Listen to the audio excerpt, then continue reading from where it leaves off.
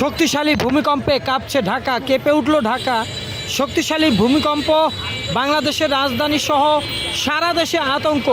ঢাকায় আজ শুক্রবার 21শে নভেম্বর শক্তিশালী একটি ভূমিকম্প হয়েছে এবং রাজধানী ঢাকা সহ দেশের বিভিন্ন অঞ্চলে সকাল 10:38 থেকে 10:40 পর্যন্ত এরকম ভূমিকম্প হয়েছে। অনেকে বলছে ছুটির দিন হয়, অনেকে আতঙ্কিত হয়ে বাসাবাড়ি অফিস থেকে কিন্তু দ্রুত রাস্তায় নেমে আসে এবং অনেকে আতঙ্কে ছুটোছুটি করে এবং সকাল 10:38 হওয়া এই ভূমিকম্পে কেঁপে ওঠে বাংলাদেশ। তবে সবচেয়ে আসার কথা হচ্ছে, যারা জানতে চেয়েছেন আসলে কি ভূমিকম্পে কোনো ক্ষয়ক্ষতি হয়েছে কিনা, দেখুন ভূমিকম্পে এ পর্যন্ত কোনো ক্ষয়ক্ষতির খবর পাওয়া যায়নি। তবে ভূমিকম্পের তীব্রতা কিন্তু জোরালো হয়েছে এবং ভূমিকম্প শুরু হওয়ার সঙ্গে সঙ্গে রাজধানীর উঁচু ভবন সহ দেশের বিভিন্ন প্রান্তে মানুষ চিৎকার করে ঘর থেকে বেরিয়ে আসে।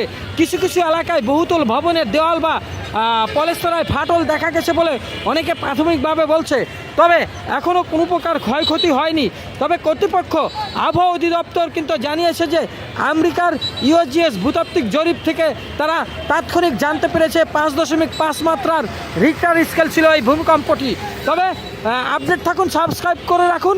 খুব শীঘ্রই কিন্তু একটি ফাইনাল আপডেট দেওয়া হচ্ছে।